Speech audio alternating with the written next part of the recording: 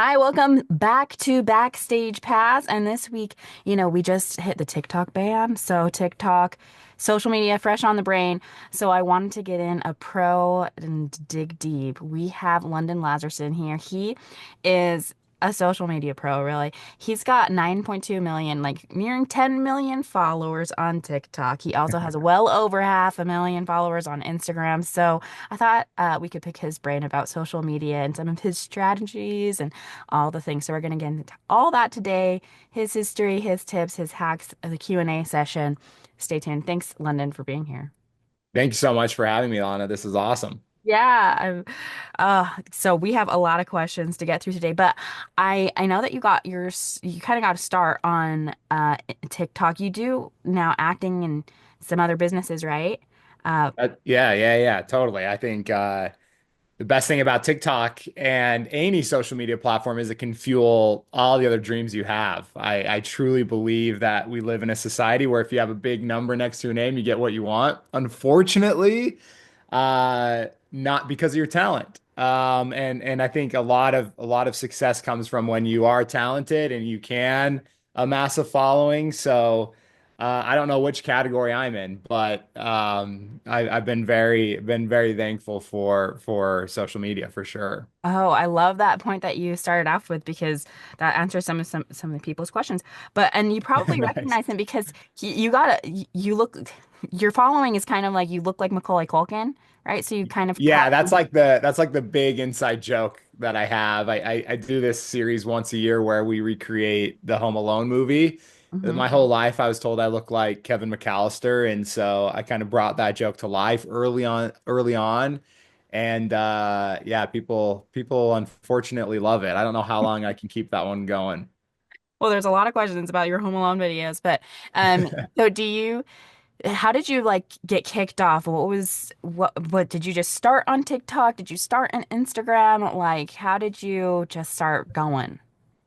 I actually came from the ad agency world, so very standard production, writing, directing ads for social media. And along the way, I would meet influencers. And we're talking this is 2017, 2018, 2019.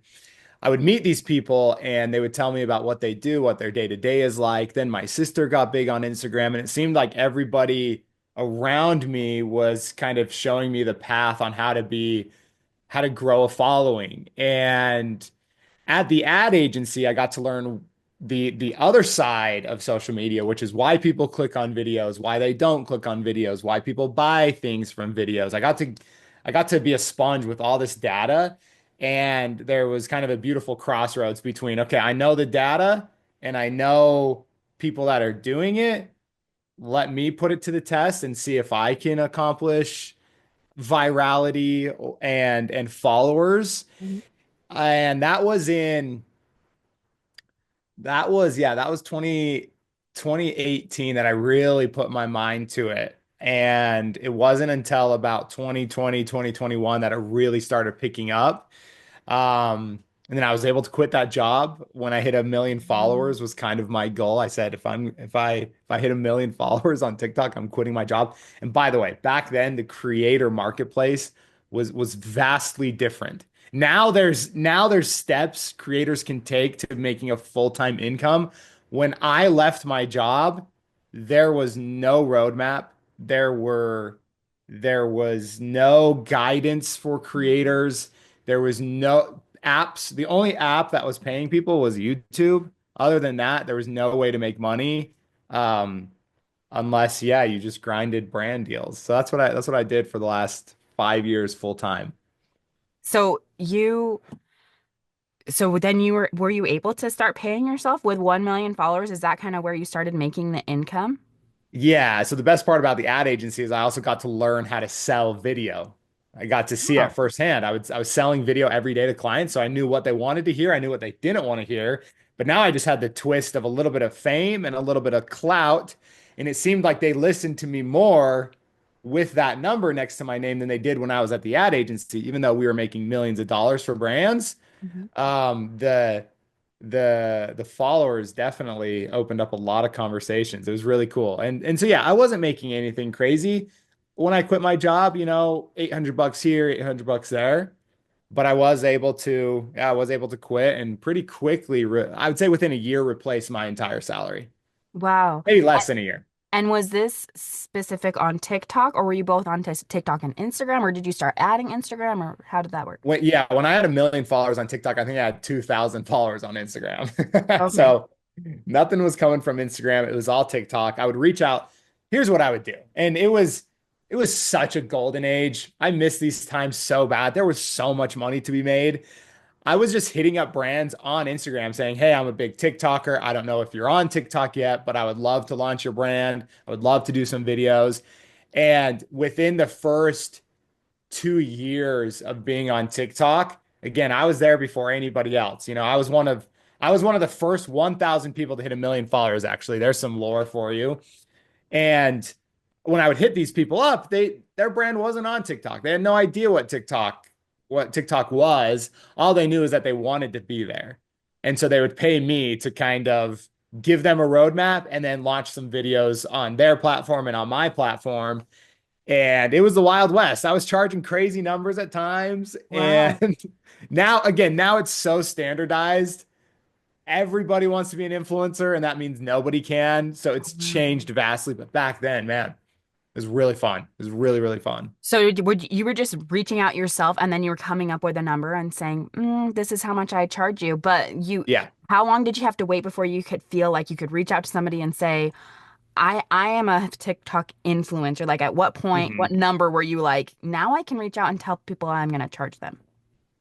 I never felt like there was a number, but I did feel a huge amount of confidence when I had 1 million followers. I feel like to the average brand owner and the average person, 1 million followers is kind of a big deal. So Mm-hmm. but I was reaching out always. And I think that's if you're listening to this and you have 80,000 or 8,000 or 3,000, there's still ways you can position yourself as the expert to these people. It all depends on what you're pitching and how much you're charging. And you never know what they're going to say until you reach out to them. I have this quote that I should probably put on my wall at some time in my life, but it's if you never ask, the answer is always no. And Mm-hmm. I was taking that to heart. I would reach out to 30 brands every single Monday, use the rest of the week to filter through who I wanted to talk with, who was talking back with me, and I was just constantly sourcing. Oh yeah, and I failed to mention, within 2 years, I did 75 brand deals. So that's you Wow. know um, that's almost once a month. Yeah, that's amazing. And that's where your income was coming from, the brand deals. Yeah, all brand deals. So 2021, 2022 was entirely brand deals. But A lot of you did 2023 as well. you did it all yourself. You weren't having somebody like a PR person reach out for you? Mm-mm. I did all the cold. I did all the cold outreach, and I think that's a big excuse. Okay, well, let's back up. A lot of people think and you might even think this. I don't know. Tell me if I'm wrong. When you might say, if you're building your Instagram or you're building your TikTok or you're building your YouTube, you might think in the back of your head, oh, when I reach X amount of followers or X amount of subscribers, 50,000, 500,000, a million, whatever it is, you might think when I reach those numbers, brands will hit me up and I will be making a full-time income. Not true. Not true whatsoever. I have a friend with 16 million on TikTok who never gets hit up, who nobody ever reaches out to him. Ever is probably a stretch, but very rarely. And he has one of the biggest TikTok pages on the platform. It's all about cold outreach. You have to be putting yourself out there constantly. And if you don't, it's very likely that no one will ever reach out to you. I know it's crazy, but there are so many influencers and so many creators that, you know, why would they pick you? Yeah. Why would they? Well, it's very lucky if they pick you. You know what I mean? Wow. Wow. That is such a good point because I do think people have this. this thought that like, oh, it's because, he's got this whole team behind him. That's how he's doing this. So it's so good to hear that like on the one hand, anyone can do it. Like you used Yeah. your hard work to do it. You reached out. So in some ways, for some people that's relieving. And it's kind of cool now. I mean, you think 1 million followers is a lot, which it is. You've got 9.2 million on TikTok, which is like you're like royalty. Like you could run a country with that many. Run a small army. Yeah, Yeah, that's exactly. that's so cool. Well, I want to keep d diving into this. We have to take a quick break, but we're going to get more on the scoop of TikTok fame, of virality, of all the Instagram, TikTok hacks when we come back here on Backstage Pass. Okay, this is so juicy. So juicy because you're giving us all the secrets and your backstory. We've got London Lazerson here with us, and he has 9.2 million followers currently on TikTok. I'm sure that will reach 10 million in no time. He's also got well over 500,000 followers on Instagram. So he really has unlocked some of those secrets. And I loved how you were talking about in the last segment that came from your background at being a social media or ad agency, right? Mhm. Learning what made people tick. And you said that you learned what would make people click on videos and such. Now, this was back in around 2018, I think. I don't know if things have changed, but what are some of those things that made people click on videos? It changes constantly. I mean, that's the art of a social media star is, how long can they pivot for? And it back okay, back when I was doing it, and this still works today. I still see this all the time in my viewership and in other friends, in the space in their viewership, is sort of announcing what the video is going to be before the video even starts. So, for example, some people forget that the when they some people forget that when you post a video, this is going to be the majority of people's first time interacting with you.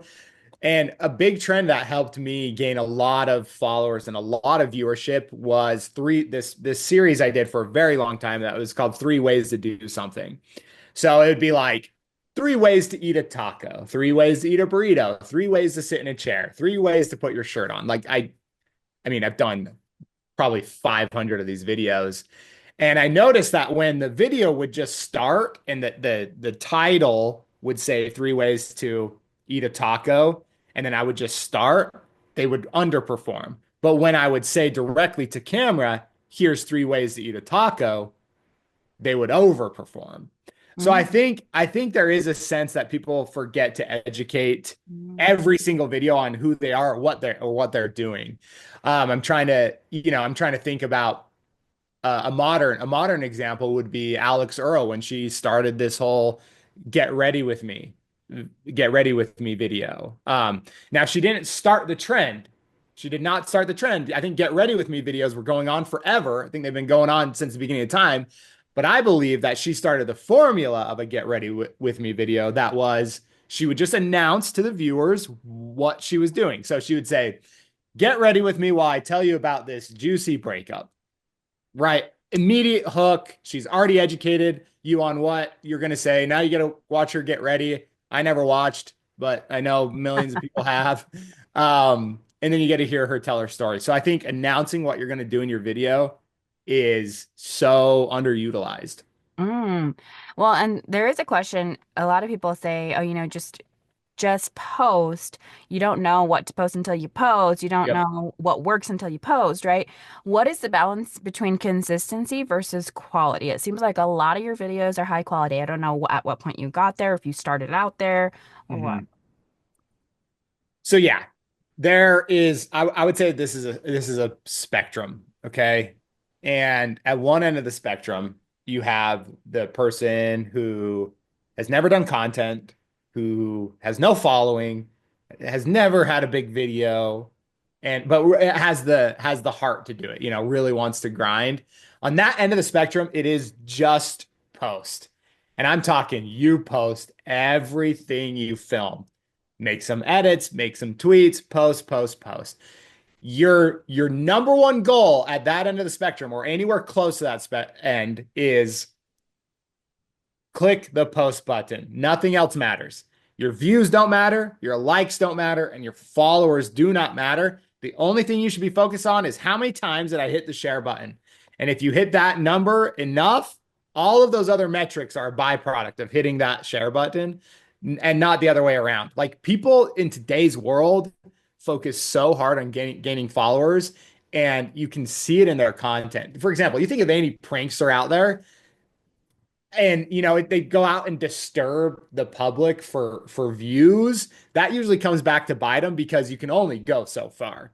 So if I just focus on hitting the post button over and over and over and over again, I will by far outperform the person who's focused on clickbaiting and getting views. Mhm. So often I see somebody get 30 million views, and I go to their profile and the other video got 2,000, and then the video before that got 500, and the video before that got 1,800.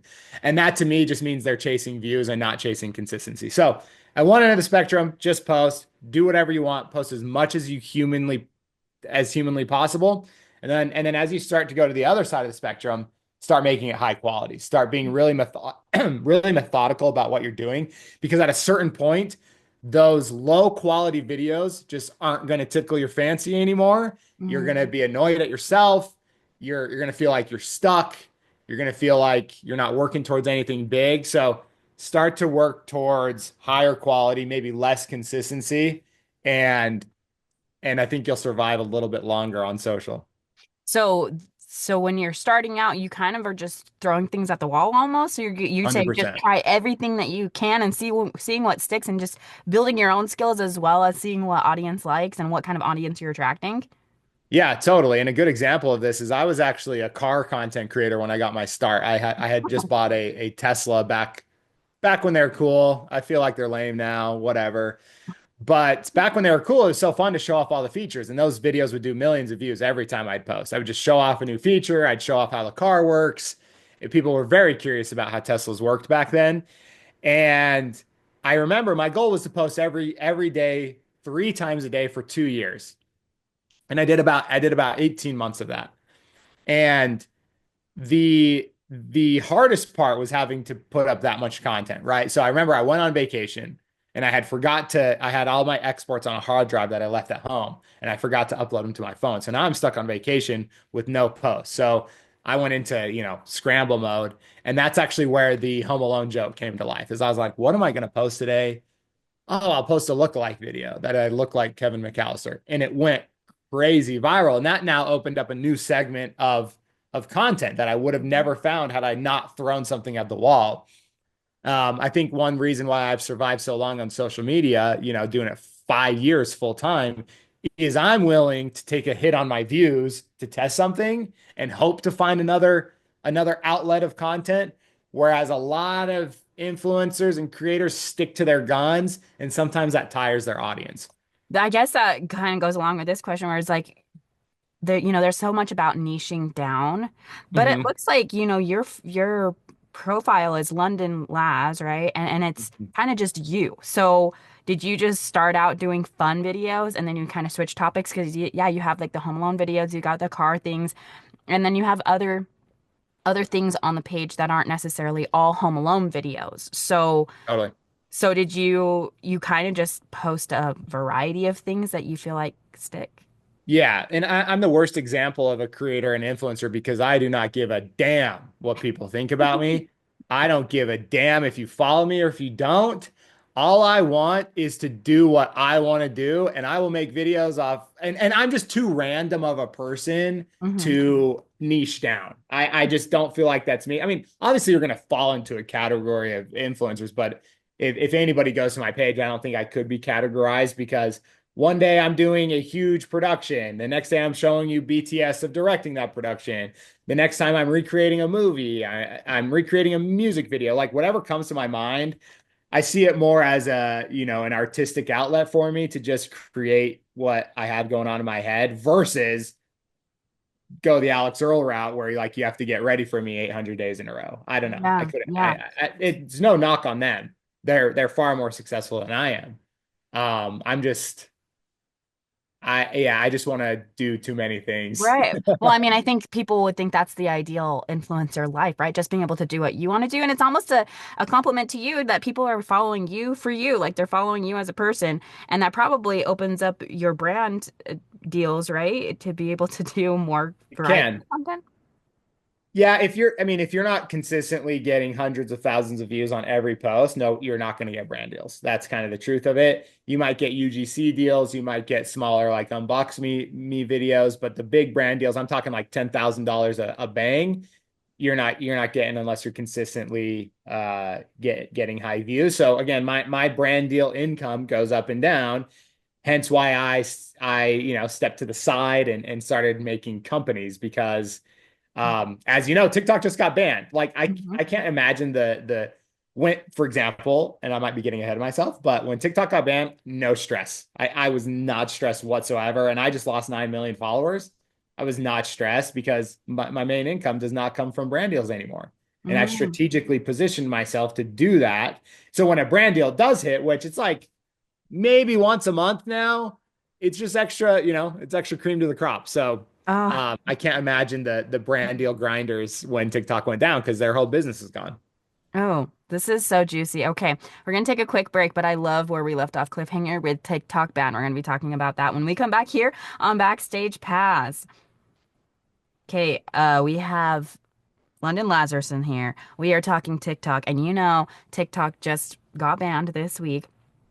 And it came back. It was like gone, then it was back. Yeah. And we don't know how Yeah. long, as of this recording, how long this is gonna last. Like TikTok, is it gonna go away again? Is it gonna be here to stay? But we did want to bring this up because you were saying that didn't really affect you. 9.2 million followers. I feel like I would cry a little bit if TikTok Yeah. went down if I had 9.2 million followers. But you were Mhm. like, I'm totally fine. But I do want to bring this idea that and this wasn't for you, but you also had Instagram followers. So you have not, I mean, it's not like where your meat is, but you still have more than 500,000 followers, like well over 500,000 followers on Instagram. Mhm. I know some people are thinking, do I move over there or do I move over to other platforms? So I kind of wanted to ask, when did you start incorporating Instagram and how did you move your stuff, your content or Mhm. your following from one platform to another? I think I think platforms are now symbiotic. I don't think you need to necessarily be creating different types of content per platform. I mean, it depends on what you make, but if you're gonna make a video, you put it up everywhere. That's just the standard nowadays. Back when I was on my real grind, posting 3 times a day, I'm not gonna spam Instagram with 3 posts a day. Even though now I actually would because you can toggle on and off share to your feed or share to reels. Just share those to reels if you're gonna be spamming content. That way they're not always going to your followers. Um, but yeah, I think if you're a content creator and let's say your main thing's TikTok or your main thing's Instagram or your main thing's YouTube, if you don't diversify, you're gonna die. Because at any point, either one of those audiences could tire from your content, depending on what style of content you do. So it'd really suck to have a huge YouTube following and then all of a sudden people are like, meh, I don't really watch him anymore. I don't really watch her anymore there.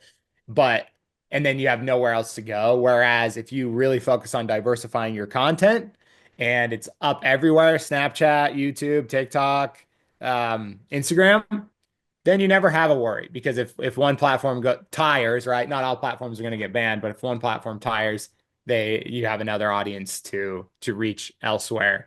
And then I think a layer past that is diversifying your income, which we can get into. Well, and so are you having to change those videos per platform for different audiences, or do you feel like kind of your audience is liking similar things? Do you cater to like, do you find tips differently successful on Instagram versus TikTok? Instagram is a little bit more glamorous and a little bit more shareable content. I mean, I think you should attempt to be relatable on all of your content, obviously, but um I like to make my Instagram look a little bit more high quality and then spam TikTok. That's kind of my vibe. You don't need to do that. Again, if you make one video, put it everywhere. Hmm. Just simplify it for yourself. Because look, if you're a noob at this and you want to gain followers and you want to sit in the chair I'm sitting in, you are going to find so many excuses to not do anything. Yeah. Do not let Yeah. other platforms be an excuse because those are all your tools. And I actually find it funny. People will make content for TikTok primarily, like that's their thing, but it gets more views on Instagram. And if you never posted it there, you would have never known. So oversimplify things. Make Uh-huh. one video, post it to all the platforms. Do you think in general it's easier to gain a following on TikTok versus Instagram, or is it just kind of Yeah, depends? definitely. It is. Okay. I mean, actually I think it's getting harder. Like for example, when I had 8 million followers back in the day or whatever, people didn't really care when they because TikTok was easy, but when they find out I have 9 million, and I see some of the biggest influencers on TikTok who are under a million nowadays, but their views are going crazy, it's definitely harder to gain a following now. Hmm. Definitely harder to gain a following. Wow. Well, and people want to know the balance between, so do you have a production staff? I guess we kind of talked on this, but like you were saying that you were doing everything yourself. You were going after the brand deals, you were making the content. It sounds like it took a lot of time. So, how much time did it take to post? And like, do you have helpers or did you have to hire or do you get friends? Like, what does your production staff look like and your timing? Yeah. So it's obviously vastly different, but I'll talk about in the beginning because this is where most of our listeners will be at. I created kind of a schedule Monday through Thursday because I was still working my main job, remember, up until a million followers. And that was almost a year, right? And what I would do Monday through Thursday, this is the pill that you all have to swallow. And this is the only way it's possible. I would go 9 to 5, 5 to 9. 9 to 5 was where I was making my money. It was a standard job at the ad agency. And then 5 to 9 was where I was working on my dreams. So 9 to 5, my job, 5 to 9, my dreams, 9 to 11, playtime, then bed. And I followed that schedule again for the first year of my content journey. And I would get home from work. I would film 3 videos, I would edit them, and then post them the next day. And I did that for an entire year alone.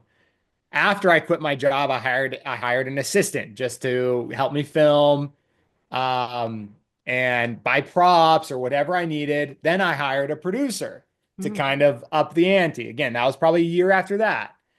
Now I've got a guy who can light. I've got an editor. Oh, and I edited everything myself for I want to say the first 3 years. I've only had an editor for about the last two. Wow, So for the how first 3 years, I edited every single video. I mean, even to this day, I still edit a lot of our stuff. and My how editor much time focuses was on our, that from sorry, what was that? how much time was that from creating to editing to posting? Was that a long time for I mean, yours? I worked all day every day, but the thing about it is, if it's your dream and you really want it, it didn't feel like a lot of time actually. I loved it. I Okay. loved I loved going outside, filming a piece of content, running inside, plugging it into my computer, editing, like I genuinely loved it. And that was at And the beginning when you were still having another job? yeah, I've been full time on this for 5 years, right? But for the first year, I also had a job. And so you had time to do that and full-time edit. Well, yeah, it was the 9 to 5, 5 to 9 rule. Oh yeah, So yeah, yeah, yeah, yeah, between 5 and 9 o'clock, I would film, edit, and post. yeah. Okay, crazy. And then you were saying then you were hiring out the producer. I cut you off. Yeah, just very slowly hire out work. Like in the beginning, my brother would come film me, and I wasn't paying him. We were just hanging out, dorking around, and he would come film me. Just get somebody to come hold the phone. It makes things so much easier, in my opinion. And again, oversimplify it. Just you can't look at me and go, oh well, he has all this crew. That's the only way it's capable. No, I did it alone for more than half of my content career. Oh. Love it. Okay, this is so great. I think we have time. I want to ask these two quick questions before we Go take for a it. break. It's specifically about your Home Alone videos. So they want to know how do you navigate copyright laws? Do you worry about those for your video in Home Alone, your Home Alone videos or your other like look-alike videos, I guess? Never. I've never thought about it. Okay. And it probably falls under like I've never had a spoof or strike. I've something. never, yeah. I mean, Okay. I think the internet works a little differently nowadays. And, Yeah. like, I bet everybody and their dog would be under copyright law. You know what I mean? Yeah. And I think how you do it probably falls under like a spoof law or something. And then the Yeah, other one probably. is how do you time it exactly to the video? Like you time your mouth Yeah. to Kevin's. Um, Yeah, I mean that's the secret, right? And I think that's why so many people are attracted to those videos. Not only do I have the look-alike aspect, but we also get it very, very close to the real thing, whether it's with a prop or whether it's with my facial expressions. And there's a few methods that we do. One thing we do is our camera guy, right? He's got his camera, but then he has the video mounted so he can follow camera movements during the scene. So he's got YouTube up on his phone and then I just practice over and over. And the key really is getting a ton of takes. Just getting a ton of takes because then when you get into editing, you can scrub through all the takes and just find the one that's closest. So we shoot all the lines, 20, 30 times. We get the camera movement, a lot of rehearsal too. And it's funny like how much work we put into those, but I think it shows through. I mean, those videos Obviously. do hundreds of millions of views every year, and we keep getting better at them. Mhm. And it's just, yeah, I've been doing those recreations for years. So those are actually the easiest videos for me to make. Funny enough. I love that. Yeah. I'm loving this behind the scenes. We only have a few minutes left, so we're gonna take a quick break. But when we come back, we're gonna talk about that diversifying income. We're gonna hear about what London is doing now to diversify. So stay tuned for more tips on social media when we come back here on Backstage Pass with Phoenix. In our last few moments with London Lazerson, we're going to pick your brain. I know you promised us that you were going to talk about diversifying income, and I know that you have done so. You have a wonderful new brand, and I did want to talk about, your acting career, and you also run a business. So tell us a little bit about how you've diversified and what kind of things you're into now. Yeah. So the first thing you need to know about a creator's income is that it is a roller coaster. It is up and down. I don't care who you are. I don't care how many followers you have. I've met the top of the iceberg and I've met the bottom of the iceberg in terms of followers. And because you're chasing views, and if your views aren't always high, you're not going to be paid consistently. And if your views aren't always high, you're not going to be getting brand deals consistently. So again, some months your views will be high and a brand will pay you 20K, and then other months your views will be low and you won't see any paychecks. So I didn't like that. I didn't really like. I loved the grind. I loved the sales. I loved chasing views, but I didn't like relying on that. So I said to myself, I've got to sort of step to the side of this, maintain my channels always, which is what I still do to this day, but have something tangible on the side that if all else fails, viewership wise, I can still, feed my child. So I started this company with a few business partners called Final Boss Sour, and this was probably my eighth company I've started over the last 10 years, and all of the companies beforehand failed, and this is the first one that's really picking up steam. We're in and out of the number one spot on TikTok Shop consistently, and that's the only reason I was sad about TikTok potentially being banned because of how much revenue we drive on the shop. We make a we make the most sour candy in the world, and it's not even candy. It's just dried fruit, citric acid, and malic acid, and we release a new flavor every month of the year. So, this month we're actually releasing a sour chocolate bar, which is Mm. crazy. It's so good. Last month we did sour dried cantaloupe, which was amazing. The month before that we did sour colada, which was sour dried mangoes, sour dried pineapple, and sour dried coconut. It's by far the best. It's by far the best and most sour candy on the market. One And thing. people are really seeing that. We sold over 2 million pouches over the last year. Wow, dang. I love that you're such a dream chaser. Like all these things like that people always think are so crazy dreams you're making happen. What made you want to do candy? Sour candy?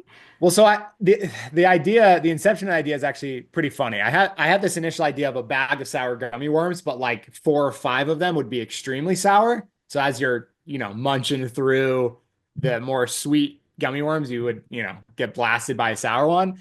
And then I had the idea of the one chip challenge, but sour version. So it's like one sour gummy worm that would be way sour. And then I met who's now my business partner on this, James, and he told me that he was also thinking about sour stuff and that he had this idea of the sour dried fruit. And we just ran with it from there. Much healthier, way less ingredients, where most sour candies have 15 or more ingredients, we have four. And no dyes, which is awesome. So that's going really well. And I would say every influencer or every wannabe content creator at some point will have to diversify. And to me, it's starting a product. Do you think it was a sad or happy moment when, because you worked so hard these past 5 years, you're like, this is my dream right now. Like I have the passion to become a viral content creator and you made it. And then at some point you were like, this isn't enough or I need to turn. Was that a sad point for you or were you like, it was a fueling thing for you? It was, I don't think yeah, I think there's two answers to this. I think the first is you have to be willing to pivot where the market goes and the people that you were watching on social media 5 years who you haven't seen since just couldn't pivot. And Mhm. so that's what I really pride myself in doing is pivot, pivot, pivot and be happy about it. Did I at one point want to be the most famous TikToker or the most famous YouTuber on the face of the planet? Of course, that was my dream, like to be one of the biggest. Did it pan out that way? In some ways, I've had, very tall spikes of fame. But when I saw what the market was doing to creators, I knew the pivot was to start a company in my, Case. in Yeah. my case, right? Yeah. And so I was just willing to do it. I didn't want to chase the views as hard as I was chasing. Hmm. Again, I wanted to chase something tangible because like, look, I've built and this is very deep business, but I've built a following of 9 million followers means absolutely nothing Mm. in a lot of ways. But now I've built a 7-figure candy company. At any point we could sell this thing. Like it's tangible. Like I can't go, hey, I have 9 million followers. Who wants to buy Right. it? Like there's no exit. There's no Right. end to the 9 million other than fame and clout and brand deals. Whereas with a company, there could be huge monetary benefit at the end. Wow, I love this. How can people find your brand now? Where can they go to get that candy or to follow you, or where do you want to send them to? Yeah, we sell Final Boss Sour everywhere. Our website, Amazon, TikTok Shop. TikTok Shop's always the best place to get it. Final Boss Sour. Okay, we just have like a minute left, but I do want to end with this question from somebody. They You're good. asked if you have ever met Macaulay Culkin, or if you did, what you would say. Never met him, never DM'd him. Somebody from his team DM'd me a couple years back saying they said, "Lol." I had sent them a video. Um, I don't know what I would say to him, to be honest. I I'd say we have to do a video together. It'd break the internet. It would absolutely break the internet. You'd be Because like, "Thank a you for lot of making my career." yeah, Yeah. yeah, yeah. There we go. That's what I'll say. Hey, I made a career off of Your face. identity theft. Yeah. Do you want some candy? That's what you'd say. Yeah, yeah, there Do we you like go. sour candy? Well, thank you so much, London. This has been truly insightful and Thank you. it's such a generous gift that you've given us with all of the things and tips that you've given us. So thank you so much. And thank you for listening to another episode. You can share this. You can find it on podcast anywhere you get your podcast. You can also find it on YouTube and of course on Star 98.